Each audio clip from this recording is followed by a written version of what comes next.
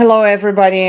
I'm Ksenia Trukova. Thanks for joining my live stream tonight. Thanks for watching my channel.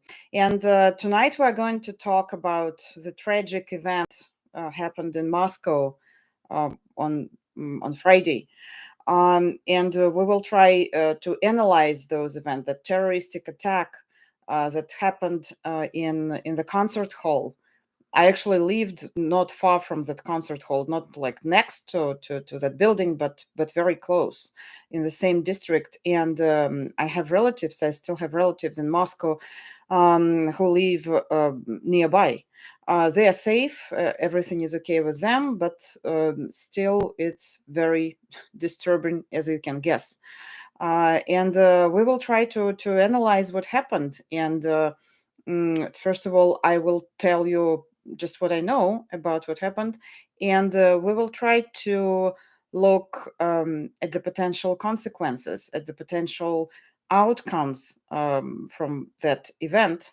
What can it lead to in terms of the ongoing full-scale war in Ukraine and ongoing repressions against media and journalists and activists in Russia, and actually against everybody in opposition.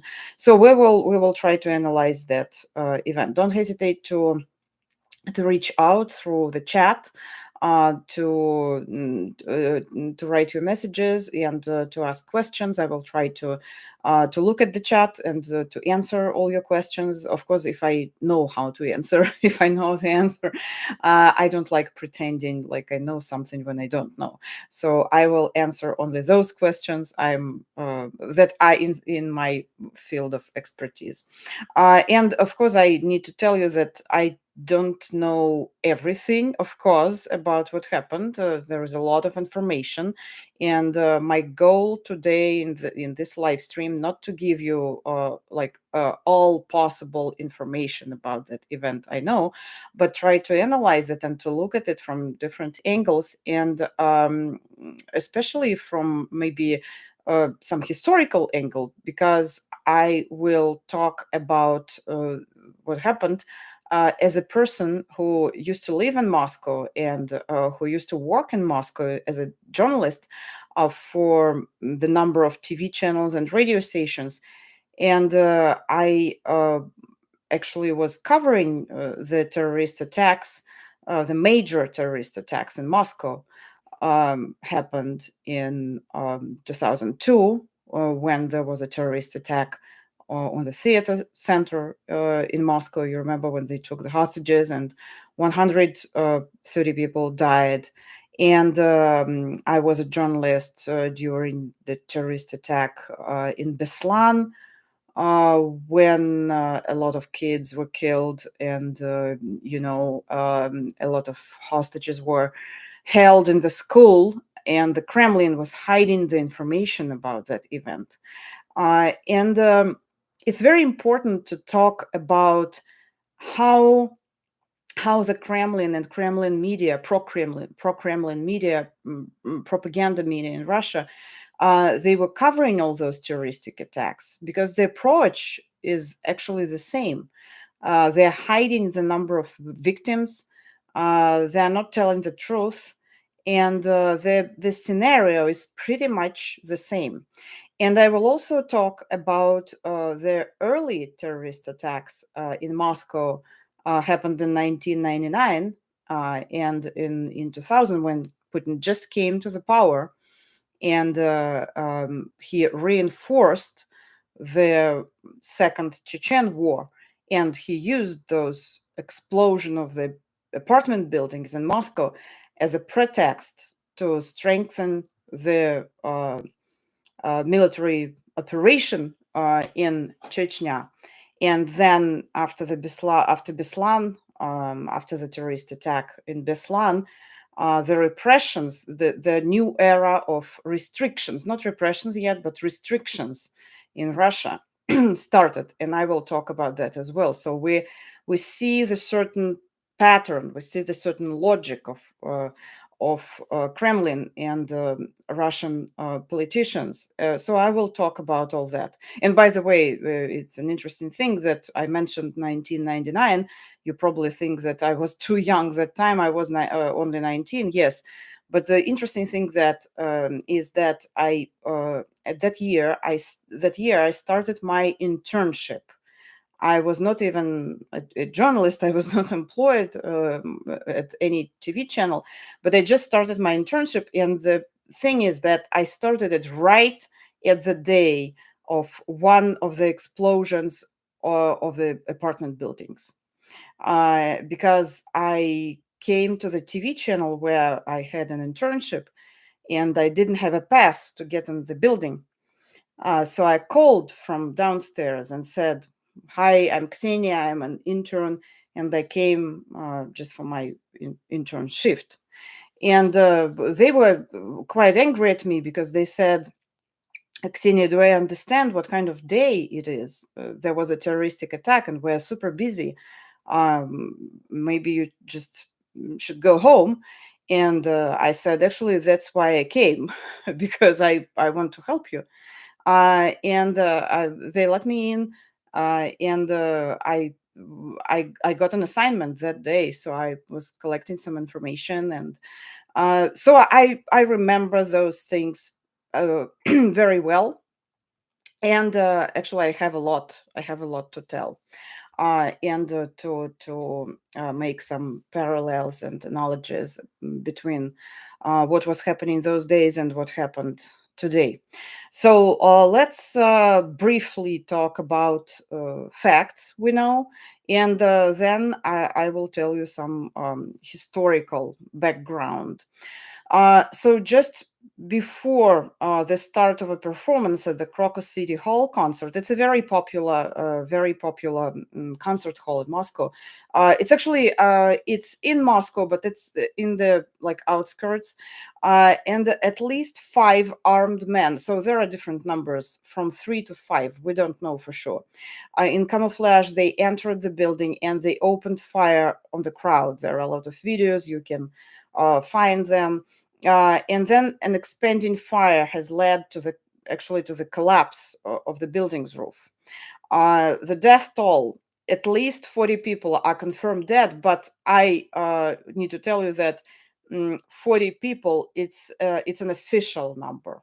So it's a number you can see in the official Russian media, in the state Russian media, in main Russian media, right? And that is the number you can hear from the Russian officials, from the Russian politicians. So the death toll is 40 people. And the thing is very important that once they announced 40 people, it was maybe 3 hours ago. Let's say probably no, maybe four, maybe four. So 4 hours at least passed, and they didn't change that number. So just think about it. It tells us something. Obviously, there were a lot of people in the building. It's a huge concert hall. So they sold 6,200 tickets for that concert. 6,200 tickets. So apparently, a lot of people were there. We still don't know the exact numbers of people escaped and of people who stayed in the building. And as I said, the roof collapsed because of the fire. So we don't know how many people were trapped. And they repeat that number 40 people, and it doesn't change. So it can tell us that highly likely that they are hiding the real number. That's exactly what happened during all without exception, all terrorist attacks in Russia. When they start talking on TV, or when they start giving official comments about this or that terroristic attack, they tend to hide the numbers. They don't tell the truth. And you remember about Beslan, how they were repeating the number 300, 300. that 300 people were in the building, and it was so obvious to everybody who was there, and to actually to everybody, that it's a big school, and only kids. There were only like 250 kids. I don't remember the exact numbers, but it was obvious that there was maybe 1,000 people, and that was the fact that people found out later. So they do it every time. They lie about numbers. So when you hear 40 people, just keep it in mind. I saw in official numbers from 60 to 72. They are changing all the time, and of course we can guess that the real number is much, much higher. So what do we know about terrorists? We don't know. I mean, about the people. We know that there were from 3 to 5 people, and apparently they all escaped.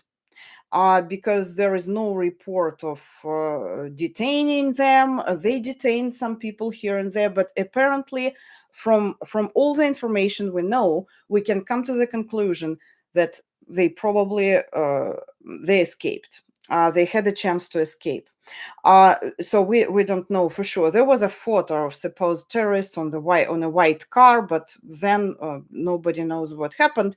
And as I said before, the fire started in the building. It was a huge fire, almost all building was like on fire, and the building began to collapse. Right after that, they started canceling the mass events in Moscow and in other different cities. For example, a concert in St. Petersburg was stopped and the audience was evacuated. Shopping centers in Moscow and St. Petersburg were also being cleared. Russia's investigative committee has opened a criminal case into the attack under the article of terrorism. Public events have been cancelled in multiple Russian regions. And there is an interesting thing. So I monitored Russian state media, and I will tell you in detail about that, because that's what I usually do. And I analyze the events from the language point of view, and I will say a couple of words about that. So I looked into the Russian TV coverage, how the state TV channels covered that, and I noticed that before the Russia's investigative committee opened the criminal case under the article of terrorism, there was no word terrorism or terrorist attack in the news. So from when it happened at 8 p.m. Moscow time, and so till 10, let's say 10 and a quarter p.m. There was almost no, in the comments of the officials, but not in the texts of the journalists. They didn't use this word. They used the words like shooting, tragedy. That's a universal word for the Russian state media. They use it, whatever happens, they use the word tragedy, because the word tragedy is very innocent, and it can't make angry anybody, because there is no responsible. When you are talking about tragedy, nobody is responsible. It's like like tornado, and people died because of the tornado. Something happened like tragedy, so they use it all the time, and they use the word shooting, tragedy. What else? Incident. So the words like that, they were obviously avoiding the word a terrorist attack or terrorism or something like that. Now they use it more often, but we don't know yet what are the main Kremlin narratives. They are trying to shape it right now. They're being shaped right now, and we will see them tomorrow, or because on this weekend, because on a weekend they have those weekly reviews hosted by the main Russian propagandists like Vladimir Solovyov or Dmitry Kiselyov. So they will tell us what Kremlin thinks, and we will know for sure about the main narratives. I will tell you more about the Russian coverage of that situation. But first of all, let me take a quick look at the chat. First of all, thanks for watching me tonight. Do you think it was ISIS or a false flag operation? Some are saying it looks like FSB. Very confusing. I will talk about that later. Thank you so much for the question. Mm, okay. By the way, have you realized that I haven't heard last 20 seconds because commercials are on? Really? I noticed the 40 number too. Fishy. They didn't have any second camera in the building. Uh, I don't know. I can't answer that question. But probably not the truth. To make an omelet, you must break a few eggs. Joseph Stalin on controlling your power protection upon your people. Been watching reports for the last 4 hours. I didn't have a commercial. Okay, that is an interesting thing about commercial. I didn't know that. But let's continue. Let's continue talking about media. It's very interesting. So, what I noticed when I started monitoring how they were covering what happened in the Crocus City Hall. First of all, as I mentioned before, the attack happened at 8 p.m. Moscow time. And from 8 p.m. Moscow time till 10 p.m., 10 and 10, 10 and 15, there was no special coverage on the Russian TV channel. Can you imagine this? So I just jumped off air on the Voice of America. We had special coverage. American TV channels had special coverage. No special coverage in Russia. There is no surprise because you remember the situation with Prigozhin, and we talked about that. I also had a live stream that day. That the same thing. Not only special coverage, they didn't have news about Prigozhin and his march to Moscow at all. They just didn't tell that news. They told later that the situation was resolved. What kind of situation if they didn't even tell the audience that the situation happened? So during 2 hours, the audience in Russia didn't have those who don't use like independent resources. Imagine the people who are just watching state TV or who only have access to state TV. And there are a lot of people in Russia like that who live like in villages and they have only channel 1 and channel 2 and that's it. So no access to the information. There were some very short, very brief news here and there on the channel first, on the channel Russia one. One news was less that, so they dedicated, first time they talked about that, they dedicated less than 5 minutes to the event. Then they talked about that like about 40 seconds. So you can imagine here and there, 40 seconds, 1 minute, 2 minutes, no special coverage. And while all that was happening, and while other channels, for example, American channels, were doing a special coverage about Moscow events, the channels in Russia were showing completely unrelated things, right? Like, for example, the TV show Voice. So people were singing while people were dying in that Crocus City Hall. And they were also showing some TV show about people with extraordinary abilities. They also were showing some series, some TV series, and something like that. And you remember when, again, when Prigozhin march to Moscow happened. Russian TV channels were showing some documentaries about space, about caviar, or something like that. That is not a joke about caviar. It was a real documentary that was on TV while Prigozhin was heading to Moscow with his tanks. And so the special coverage started in only after 2 hours, and the special coverage was not that long. For example, our special coverage was about 3 hours, and the special coverage in Russia, for example, on channel first, was about like half an hour. That was all special coverage they had. And again, Why? You can ask why. First of all, it's the typical scenario. And if we look into the reasons why, in my opinion, I think they are waiting for the instructions. Because they don't know what to say and how to interpret the events, how to call them, what kind of words to use. So they are waiting for the instructions for the main narratives. How, and we will see. That's why I said we will see those narratives tomorrow during the weekend on Monday, but later, not today. Today they are being shaped. Today they are being shaped, but we can see. Already noticed some little things.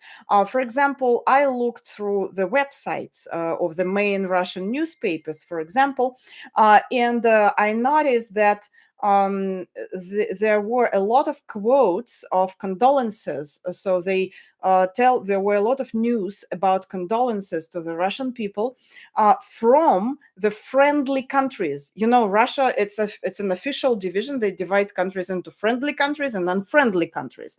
The United States are obviously unfriendly country, and Great Britain very unfriendly country, and a lot of European countries as well. So there were a lot of quotes from of condolences from friendly countries, and from Palestine, by the way, from Hamas. They quoted Hamas, not from people of Palestine, but from the politicians, from the political, from those who have political power. So from Hamas, condolences, and they quoted them. As for the United States, they said, and by the way, the United States didn't send any condolences to the Russian people. So we can see already, although I'm saying that the narratives are still being shaped, we can see that division between those are friendly countries, they send their condolences to the Russian people, and those are unfriendly countries. And who knows, maybe those unfriendly countries, they're actually guilty. They are responsible for what happened. And maybe the main popular like guess that they will announce, declare responsible some Ukrainian person or people, so they will find some Ukrainian trace in that terrorist attack. Although, as you mentioned already, ISIS claim that they committed it, but we will come to it later. But you know, I mentioned I was talking a lot about the Russian state media, but we also should talk about Putin's comments. Where are the Putin's comments? Where is Putin? Again, no surprise, because every time something like that happens, Putin keeps silence. He doesn't go to public. He doesn't comment. He doesn't. So people are waiting for his reaction, and he doesn't. It looks like he doesn't care. Or you know, in a lot of situations when something like that happened, Putin was on vacation and he didn't comment at all, and he commented very, very late.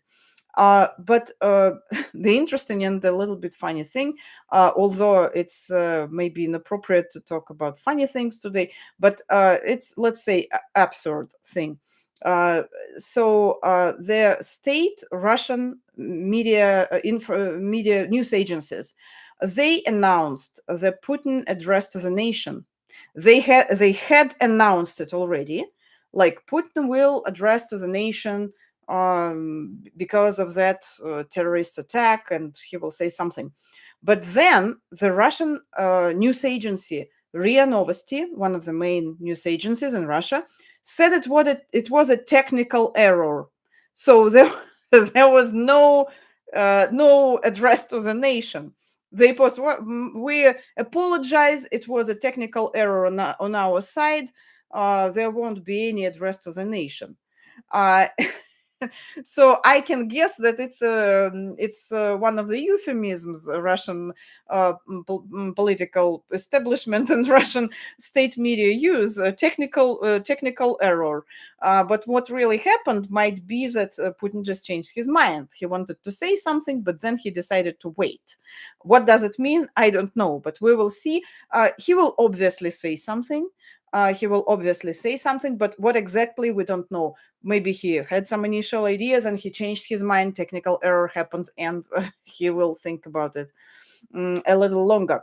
But I want to remind you, I talked already about 1999, when in Russia there were explosions of the apartment buildings. And you remember that's actually how Putin's career, how Putin's growth started, when he said that very famous phrase: we will find the terrorists everywhere, and we will kill them everywhere, even in the toilets. He didn't use the word kill. He used a special like slang Russian word, instead of like version of kill, the synonym. It's a very like rude way to say that. So he used a rude slang word, and he was actually known for that phrase, and that phrase kind of became a slogan of his presidential career. It became a symbol of his presidential career, a symbol of Putin's Russia. We will kill everyone. We will catch. He said we will catch. We will catch everyone. We will kill everyone. And the use of that very specific language, Putin likes language like that. I have the whole lecture about how Putin speaks, and I gave that lecture in DC. By the way, maybe I will have a chance to repeat it. Putin likes language like that. Putin likes criminal slang. Putin likes very rude words, verbs, and so he uses it a lot, and he enjoys it. So it became a symbol. And I'm wondering when he will give his speech about what happened in the Crocus City Hall, and I'm sure he will say something. Will he use the same words? And will he use the same words as a pretext to start something even much more serious than what we have in Russia now, in terms of mobilization, in terms of ongoing war in Ukraine, in terms of repressions, and so on. And we will talk about the potential outcomes and the potential consequences. So Putin didn't react. He was going to give a speech, then technical error happened. But Kremlin spokesman Dmitry Peskov confirms that Vladimir Putin was made aware of today's terrorist attack within minutes. The president has yet to comment publicly on the attack, Peskov said, but we still don't have his comment. But Dmitry Medvedev, you know, that president who was between Putin and Putin, and now he is known as Evil Plush, and he writes comments on his Telegram channel. Angry comments on his Telegram channel. So he immediately posted something. And in a message posted on his Telegram channel, former President and Security Council Chairman Dmitry Medvedev expressed his condolences to the victims of the attack. He also said, terrorists understand only retaliatory terror and vowed to answer death with death. If it's established, Medvedev wrote, that these are terrorists of the Kiev regime, it's impossible to respond otherwise to them and to their ideological torchbearers. So actually, Medvedev calls already. We don't know yet who committed that terrorist attack, but he hinted already that it might be Kiev, it might be Ukraine, and we will need to do, Russia means Russia, will need to do something with that. So let's look, I will look again in the chat. Let me read some comments. Could this be a false flag attack? I will talk about it a little bit later. Putin reminds me of Dr. Strangelove when he started. Okay, I probably don't know what you're talking about, Slaughter. Putin reminds me of that. Okay. Is there any main theory on why Yevgeny Prigozhin decided to stop the Wagner advance on Moscow?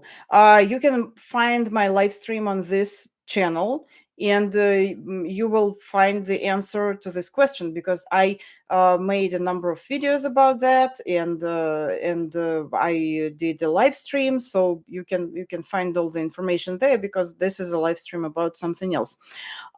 They closed down the highway. What, I don't know what they're talking about. What do you think the long-term consequences of the war is going to have on Russia's relationship with the rest of the world after it ends? Oh, that's such a deep question. Let me keep it till the end of the program, and I live stream, and I will.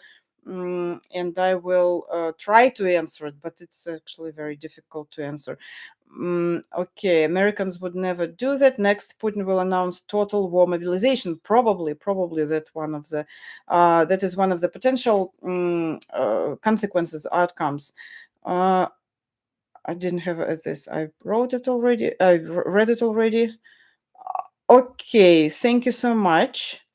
Putin is stuck in the mirror. Uh, ISIS post about the attack had a Gregorian calendar instead. Is the Islamic? I don't know about the calendars. Uh, okay. Thank you so much for your questions. And I remember the question about the relationship of Russians with the other world after the war ends. And I will try to answer that question. So, Medvedev's reaction, I told you about that. And I told you about how Russian media reacted to what happened. And now I want to go back again to 1999 and to the year of 2000, when Putin just came to the power, and when the explosions of the apartment buildings in Russia happened. You know, have you heard about the operation called Resign Sugar, or Sugar from Resign? If you heard about it, you can post it in the chat, like what you know about that. But if you don't know, and I can guess that a lot of my audience, they don't know about that, so I will tell you the story. And today, when the attack happened, a lot of people, they compared what happened to what was happening in 1999, and they particularly remembered that Resign Sugar operation. So in 1999, an event occurred in the city of Resign that has never been thoroughly explained till now. After the explosions of residential buildings in Moscow and Buynaksk and Volgodonsk on September 22nd, on September 22nd, at 9:15 p.m., a resident of house on Novoselov Street in Resign, I remind you again, reported to the police that he saw a white-colored Zhiguli Lada, a Russian car, on the fifth or seventh model, with Moscow license plates, at the entrance of his apartment building, where the day and night convenience store is located on the first floor. He said that two men and a woman took some bags into the basement of the big apartment building, and then they came out of there and drove away. Later, it turned out that the car had been stolen. The police came to the call and found three 50-kilogram sugar sacks with an unknown substance in the basement of a residential 77 apartment building. One of the bags had been cut open, and a homemade clock detonator had been inserted there. The detonation clock was set on for 5:30 a.m. Express analysis of the substance in the bags, made with the help of a special gas analyzer, showed vapors of explosive substance of hexagen type. Uh, all residents of the house, 200 people, were evacuated. Until the morning, they were on the street. And then, after that, something unbelievable began. The Resign police reported that an explosion had been prevented in the basement of the house. All the media wrote about it. The police confirmed it again, and the FSB remained silent. And on September, so 2 years, I'm sorry, 2 days later, on September 24th, Vladimir Rushailo, then head of the Russian Interior Ministry, and at the same time chairman of the Anti-Terrorist Commission, during his speech at the first all-Russian meeting in combating organized crime, speaks about the prevented explosion. So he gave a speech about what happened. They found those bags with sugar. They said they prevented the explosion, but there was no comment of FSB, and it looked strange. But Rushailo, the head of the Anti-Terrorist Commission, said the following. He suggested to the audience to immediately create interdepartmental control and inspection groups, which with trips to the different regions, would check the implementations of decisions on the ground and provide practical assistance. That it was a quote.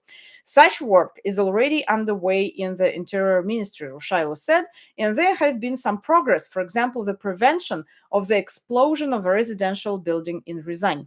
Preventing new terrorist attack and punishing those responsible for crimes already committed is the main task of the Russian Interior Ministry at this stage. Federal publications quoted him as saying at the time.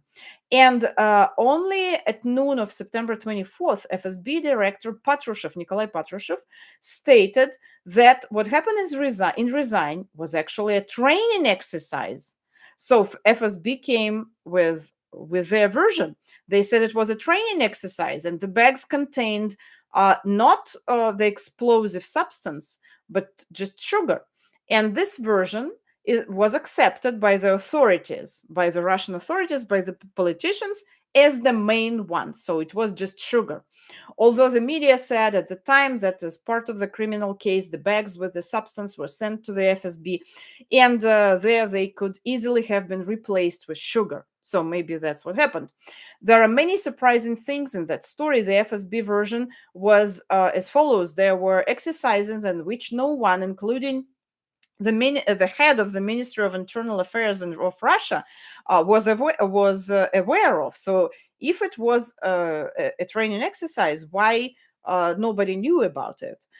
They were conducted on a stolen car by employees of the department, and they kept silent for 2 days after the announcement of the explosion prevention in order to bring the exercise to the end. So they explained their silence. They said we kept silence because we wanted to bring the exercise to the end. So we did it on purpose. We did it deliberately. And then the MTV channel, the channel I started working at, I told you that story, broadcasted the program Совершенно секретно, completely secret, under the title Independent Investigation, Resign Sugar. And that program, by the way, was a very good program, and it was known by good investigations. And so in that program, residents of the house from Ryazan, of that particular apartment building, experts, and most importantly, FSB chiefs gathered in one studio. We cannot imagine anything like that now on Russian TV. So they were in one studio, residents, experts, and FSB chiefs, and they tried to discuss the situation.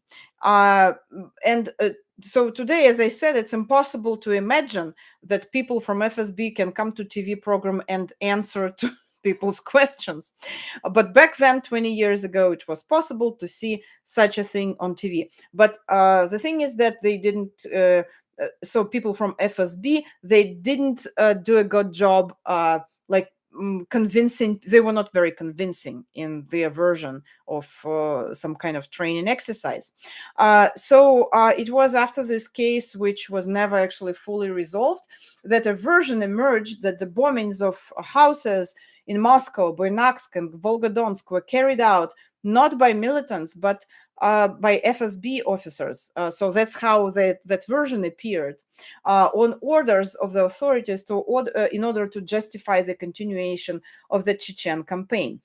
In particular, this was discussed in detail by Alexander Litvinenko, colonel of the Soviet and Russian state security services in 1988, 1999, an employee of the KGB FSB, where he specialized in combating terrorism and organized crime. In 2000, he emigrated to England, and in 2006, he was poisoned with polonium, if you remember that, and died. British law enforcement authorities suspected, so the main suspect was Andrei Lugavoy, who is now a member of the State Duma. So the killer, the poisoner, is in Duma, in Russian parliament now. The member of the State Duma from LDPR party, and he was the main suspect in poisoning.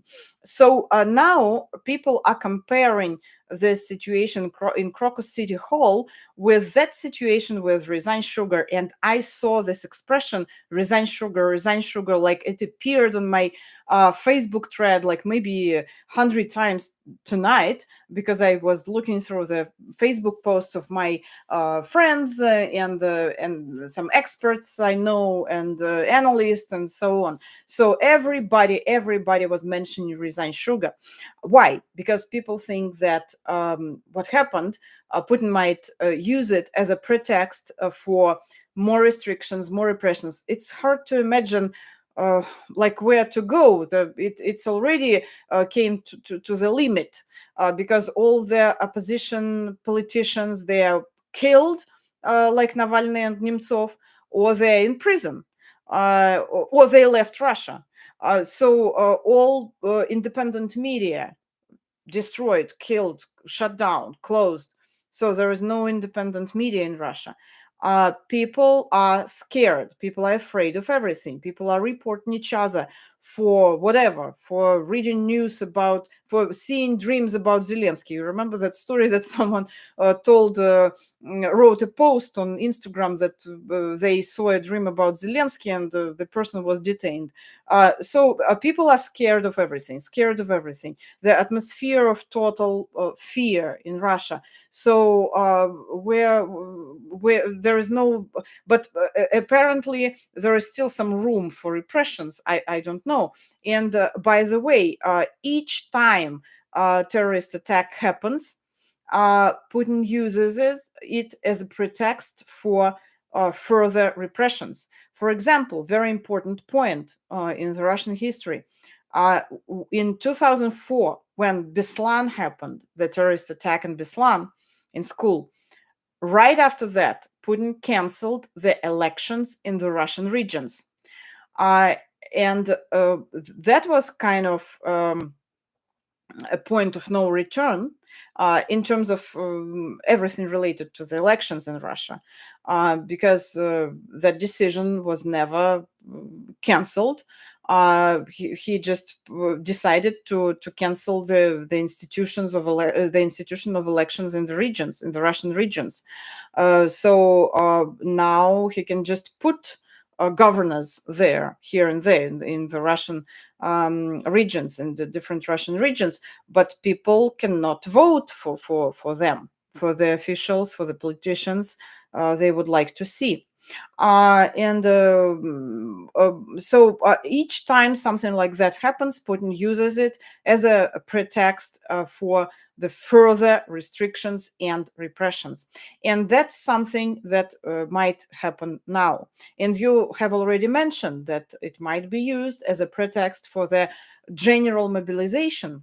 And it's an interesting thing that right, I think it was just yesterday, the Ministry of Defense announced that they probably would need 300 people for the new mobilization, to mobilize 300 people, because according to the certain sources, Putin wants, and we see that because he attacked Russian military attacked Kharkiv severely, and different Ukrainian objects, and especially in Kharkiv today, I mean the day before, last night. And so according to the certain sources, Putin really wants to intensify the war in that direction. So he wants Kharkiv. You remember he was trying to get Kharkiv in the beginning of the war, and he will probably make another attempt, and they need more people for that. So it might be used for things like total closure of the country, like closing the borders. We don't know, but it's one of the options. It might be used for the general mobilization, for total mobilization of everybody. It's already quite total, if you will, because they don't announce it officially, but they conscript people like who have certain diseases. They shouldn't be in the army and so on, but they will make it even worse. Might make it even worse. I don't know. We don't know yet. And of course, it can be used as a pretext for intensifying the attacks on Ukraine, because they will. Putin already said that today's attack was the attack of, it's like nemesis, how they call it. They call it a strikes of nemesis. By the way, it's a like official expression. You can open the Russian sources and you can see the titles, the strikes of nemesis in Ukraine. So it's kind of official name, because Putin said, what happens in Belgorod, in the Russian city on the border with Ukraine, we cannot forgive it. So Ukraine is attacking us, and we will do those strikes of nemesis. So who knows what kind of strikes of nemesis he is planning after what happened in the Crocus City Hall, especially if they find out that some Ukrainian people were involved in that. And we will see those versions later. As for ISIS, it's also possible. I'm not an expert in this area, so I'm not going there because I don't want to pretend, like I'm an expert and to answer the questions I'm not very competent to answer. But as far as from what I heard from the different analysts, so I can tell that it's possible, but it's still it doesn't contradict with what I said before, because it still can give Putin that reason to strengthen the repressions and restrictions and say we're fighting against terrorism. And of course, there is no doubt that there will be something said about that terrorist attack was kind of like instigated, inspired by the Western countries, on some kind of Western involvement was there. So we will see. It's too early to get there, too early to analyze. We will see that. Okay, let's look. Let's look at the chart. I will read some of your questions.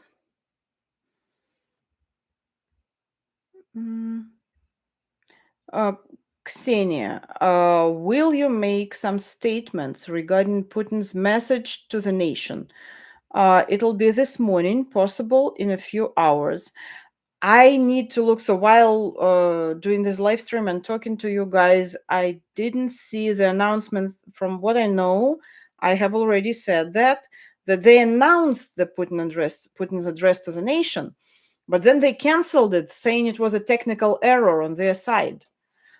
So I don't know when this speech will happen, if it will happen, if it happens. And of course, I will analyze it. Of course, I will give you a summary and the main topics of that speech, and analyze some words. I do like, I'm not like, it's not a good word, because I don't like analyzing Putin, but I like analyzing texts.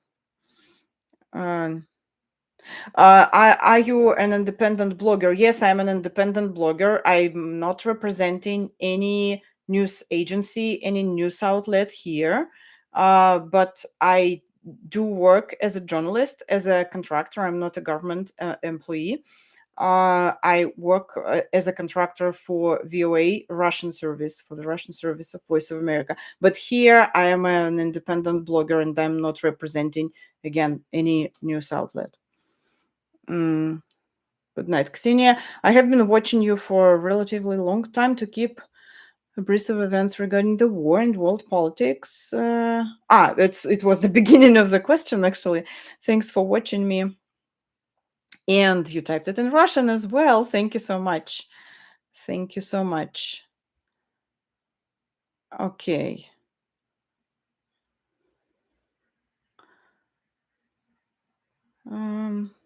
I don't see the questions. Have the Russian police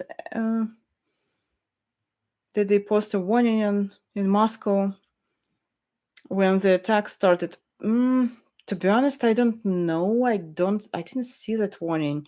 Maybe they didn't, but maybe they did because I'm in Moscow. I'm not in Moscow, so it's hard to say. Maybe they had some kind of notifications on the phones.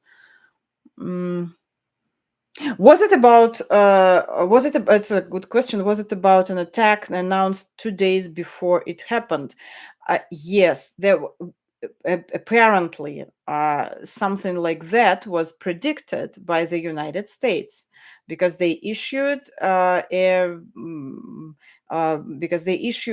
notice about like a warning that an attack like that, some kind of attack, might happen in Moscow during so-called elections, Putin's elections or re-elections or special elections operation, or how do you call it? So they issued a special warning about that. But and obviously they knew something. And what happened? It happened a little bit later, not in the days of the voting, not in the days of elections, but a little later. Thank you. And I'm going back to that question about the relationship with the whole world, because I'm going to wrap it up soon, unless you have more questions. And I'm going back to that question. What do you think about the long-term consequences of the war is going to have on Russia's relationship with the rest of the world after it ends? First of all, thank you so much for the optimistic message, because apparently you think that the war will end. At the end of the day it will end, and I still have some hope, because it's more than 2 years already of the full-scale war. Of course, everybody is tired, and everybody's, sometimes people get hopeless about that because it's been too long. It's been too long, and sometimes you lose your hope. But I'm trying not to lose my hope, and I know people in Ukraine are trying not to lose the hope when the war ends. As for the Russian people, I think it will be difficult. It will be very difficult uh, to get the same relationship with the world they had before. First of all, in a lot of countries, especially in the countries that are close to Russia, I mean, geographically close to Russia, like Baltic countries, like Finland, and like Poland. So those countries who are close, they first of all, you know that those countries, they take this war seriously. They are like first responders when it comes to the military aid to Ukraine, and they take it very seriously. And by the way, some Baltic countries already said that they didn't recognize the elections in Russia, although other countries, they kind of recognized it. So those countries, as I said, take it seriously. And the attitude towards Russian people, I don't mean like towards all Russian people, but towards the majority, like the Russian people who whether support that war, support Putin's regime, or whether it's a passive part of the society that does not support maybe actively the war and Putin's actions, but they are not involved into any any important processes, and so they're not very active, they're passive, they're they're not involved in any kind of civil activism or politics or anything like that. So they're helping the regime, being passive. And so, of course, the attitude towards a lot of Russian people in the number of countries, European countries, is not very good, and it's very understandable. And it will take some time, I think, to um, first of all, to get rid of all the bad associations. You know how after the World War II, we had those very strong associations, right? Unfortunately, we had this association with the German nation, although we understood that they are not like Nazis. It's not they are not under Hitler anymore, but still the association, culturally. Uh, just it's very hard to get rid of it, and it will be difficult to to get rid of this association with Russia, with Russian culture, in a bad way, with Russians. So that will be difficult for the society in different countries. I'm talking about people. I'm not talking about the politicians. And on the level of people, I think that will be the most difficult thing. And for the Russian people, it will be difficult, especially for the Russian people who are poisoned with propaganda. And when they start kind of waking up, I hope so. I hope so. Maybe there is no hope, but I still hope. So when they start waking up and open their eyes, it will be difficult for them to be a part of the world and to recognize other nations and other countries as friendly nations and as normal nations, and not to live in that fortress anymore when you are surrounded by enemies, because Russian TV tells people that they are surrounded by enemies. So that will be difficult on both sides, and it will take a lot of work. Again, I'm talking about people, not about the politicians.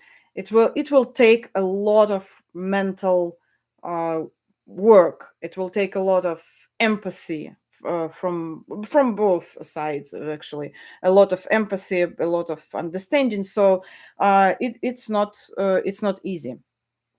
Okay, Putin organized bombing in 1999. Nati says, is the first thing I thought.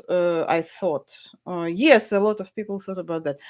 Do you think attacks on fuel production is driving bunker crazy? How serious is it? How serious is it they keep it up? Probably yes, they will keep it up. Okay.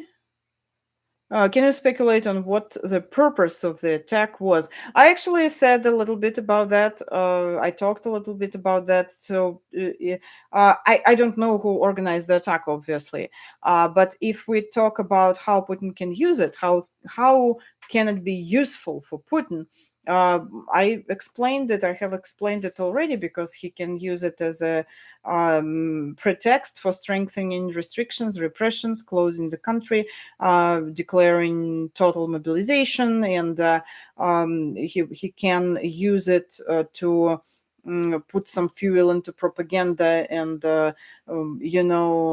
raise that patriotic atmosphere in country, and aggressive patriotic atmosphere, to get more war supporters to say, you see, we need to protect our country. You see what happens. That's why we have war. And they actually they have already said that, pronounced that. They said it's not special operation anymore. It's like a war, and they can declare a war state. I have no doubt FSB did know about it, if not orchestrated it, says King. In Russia, do they get free health care? Yes, they do have free health care. You can have free healthcare and you can pay for the healthcare. You can, but not all the time free healthcare is very good. So when people have money, they prefer to have an insurance from work or to buy it.